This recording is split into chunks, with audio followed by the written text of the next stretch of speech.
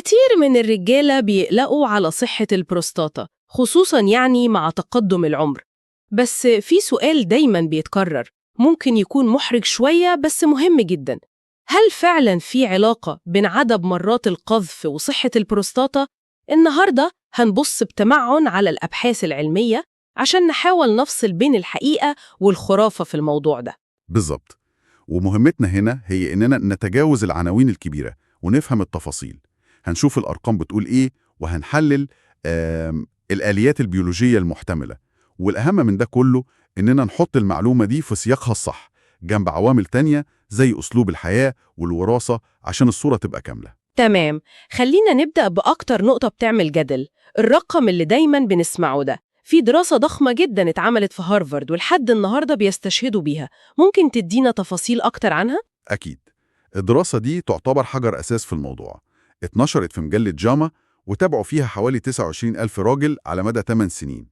النتيجة الرئيسية كانت إن الرجالة اللي بيقذفوا 21 مرة أو أكتر في الشهر. لحظة واحدة، 21 مرة في الشهر؟ ده رقم محدد جداً. رقم محدد فعلا. ولقوا إن خطر إصابتهم بسرطان البروستاتا قل بنسبة تقارب 20% مقارنة بالمجموعة اللي كانت بتقذف من 4 ل 7 مرات في الشهر. طيب لما نسمع حاجة زي دي، أول سؤال بيجي في بالي هو هل دي مجرد صدفة إحصائية ولا في سبب علمي حقيقي يخلينا نصدق النتيجة دي؟ سؤال ممتاز. وده اللي بيفرق بين مجرد ملاحظة وتفسير علمي. بصي، اللي بيدي للدراسة دي وزنها هو حجمها الكبير وفترة المتابعة الطويلة. ودراسات تانية جت بعدها وأيدت نفس الاتجاه ده. لكن الأهم هو وجود فرضيات بيولوجية منطقية بتفسر ليه ده ممكن يحصل. وإيه هي أقوى الفرضيات دي؟ الفرضية الأقوى بيسموها فرضية ركود البروستاتا. ركود البروستاتا، المصطلح نفسه مثير للاهتمام، تقصد إيه بالظبط؟ تخيلي قنوات البروستاتا دي كأنها شبكة أنابيب دقيقة. مع الوقت ممكن يتراكم فيها أفرازات قديمة وشوية فترات خلوية. بعض النظريات بتقول إن المواد دي لو فضلت راكدة فترة طويلة ممكن تحتوي على مواد ليها احتمالية تسبب السرطان. أها. فكل عملية قذف بتعمل زي غسيل أو تنظيف للشبكة دي، بتطرد الإفرازات القديمة وتجدد السائل، وده بيقلل مدة تعرض الأنسجة للمواد دي. يعني ببساطة زي ما بنقول تنظيف دوري للمواسير، دي استعارة واضحة جدا. بالظبط كده، هي استعارة ممتازة. بس الموضوع كمان مش مجرد عملية ميكانيكية بحتة. إزاي؟ في عوامل تانية؟ في فرضيات تانية بتكمل الصورة. منها إن النشاط الجنسي المنتظم ممكن يساعد في تنظيم مستويات الهرمونات زي التستوستيرون في البروستاتا نفسها، وكمان بيزود تدفق الدم للغدة، وده بيحسن صحة الأنسجة بشكل عام. فالموضوع مركب، تنظيف ميكانيكي، توازن هرموني، وصحة عامة للأنسجة. بس أنا لازم أعترف، رقم 21 ده ممكن يسبب قلق عند البعض. يعني هل في خطر إن الناس تبدأ تتعامل مع الموضوع ده كهدف لازم يتحقق، وده ممكن يخلق ضغط نفسي؟ دي نقطة في منتهى الأهمية. الدراسات دي وصفية، مش بتدي وصفة طبية. هي بتلاحظ ارتباط، مش بتقول إن في رقم سحري لازم الكل يوصله. الفكرة الأساسية مش الرقم نفسه، لكن فكرة الانتظام والتكرار مقارنة بالانقطاع لفترات طويلة. يعني الفايدة ممكن تبدأ تظهر عند ترددات أقل بكتير من 21؟ أكيد. الهدف هو تجنب الركود التام لفترات طويلة، مش تحقيق رقم قياسي. القلق والضغط النفسي أصلاً ليهم تأثير سلبي على الصحة، ممكن يلغي أي فايدة محتملة. تمام، ده بيوضح الصورة أكتر. طب خلينا ننتقل من الوقاية من السرطان اللي هو الهاجس الأكبر لمشاكل تانية أكتر شيوعاً زي التهاب البروستاتا. هل نفس المنطق بينطبق هنا؟ بينطبق، ويمكن بشكل مباشر أكتر كمان. مصطلح التهاب البروستاتا ده واسع شوية. لازم نفرق بين نوعين أساسيين: الالتهاب البكتيري الحاد، وده عدوى وبتحتاج مضادات حيوية، والقذف هنا مش علاج. تمام، والنوع التاني؟ النوع الثاني والأكثر شيوعاً هو اللي ممكن نسميه احتقان البروستاتا أو متلازمة آلام الحوض المزمنة. وإيه الفرق الجوهري بين الاتنين؟ الالتهاب البكتيري سببه واضح، بكتيريا، وأعراضه بتكون حادة ومفاجئة. لكن احتقان البروستاتا غالباً بيكون حالة التهاب غير بكتيريا، ناتجة عن تراكم السوائل جوه الغدة، وده بيسبب ضغط وشعور بعدم الراحة وألم مزمن. هنا بقى فكرة التنظيف أو تفريغ الاحتقان بتكون مفيدة جداً في تخفيف الأعراض. عشان بتخفف الضغط الميكانيكي اللي مسبب الألم. بالظبط كده، هي بتساعد في إدارة الأعراض، لكن طبعا لو الألم مستمر أو حاد لازم استشارة الطبيب عشان يستبعد الأسباب التانية. يعني في حالة السرطان هو عامل وقائي محتمل على المدى الطويل، وفي حالة الاحتقان هو عامل مساعد في تخفيف الأعراض على المدى القصير. ده بيوضح الفرق. تماما. طيب، كل ده كلام كويس جدا، لكن أكيد الموضوع مش بالبساطة دي. يعني أكيد في عوامل تانية أقوى بكتير بتتحكم في صحة البروستاتا. خلينا نتكلم عن العوامل اللي الواحد ملهوش سيطرة عليها. أظن أول حاجة بتيجي في بال أي حد هي العمر. العمر هو العامل رقم واحد بلا أي منازع. خطر الإصابة بسرطان البروستاتا بيزيد بشكل كبير جدا بعد سن ال50. دي حقيقة بيولوجية. وبعد العمر؟ الوراثة. لو في تاريخ عائلي قوي للمرض زي الأب أو الأخ، خصوصا لو أصيبوا في سن مبكرة، ده بيرفع درجة الخطر بشكل كبير. طب في الحالة دي، هل النشاط الجنسي المنتظم لوحده يعتبر وسيلة حماية كافية؟ لا طبعا لا. الاعتماد عليه لوحده هيكون غير كافي على الإطلاق. تأثير العمر والوراثة بالتأكيد أكبر وأكثر حسما. ده يوصلنا لنقطة مهمة. لو حد عنده الاستعداد الوراثي ده، هل أسلوب الحياة الصحي بما فيه النشاط الجنسي ممكن فعلا يحرك المؤشر ويقلل من خطره الموروث، ولا هو محكوم بجيناته؟ سؤال ممتاز. العلم دلوقتي بيقول إن الجينات مش قدر محتوم. الجينات بتدي استعداد، لكن نمط الحياة هو اللي ممكن يشغل أو يطفي الاستعداد ده. فبالنسبة للشخص اللي عنده خطر وراثي عالي، أهمية أسلوب الحياة الصحي بتكون مضاعفة مش أقل.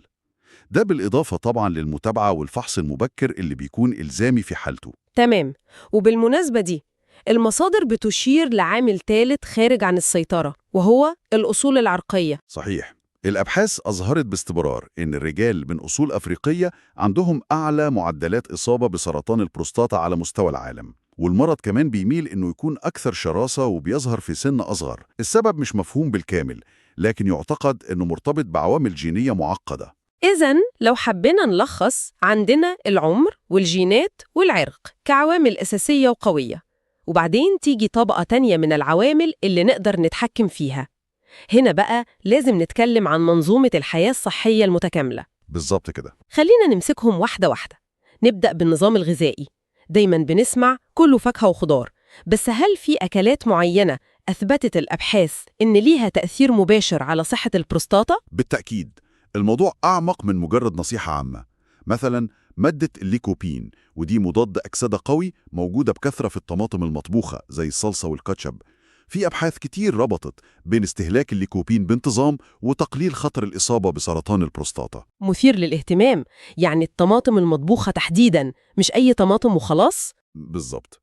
لأن الطبخ بيساعد الجسم يمتص الليكوبين بشكل أفضل. في كمان الخضروات الصليبية زي البروكلي والقرنبيط، دي فيها مركبات زي السلفوراتين اللي ليها خصائص مضادة للسرطان. وفول الصويا كمان ليه دور. ده بيحول النصيحة من كل أكل صحي لركز على أصناف معينة.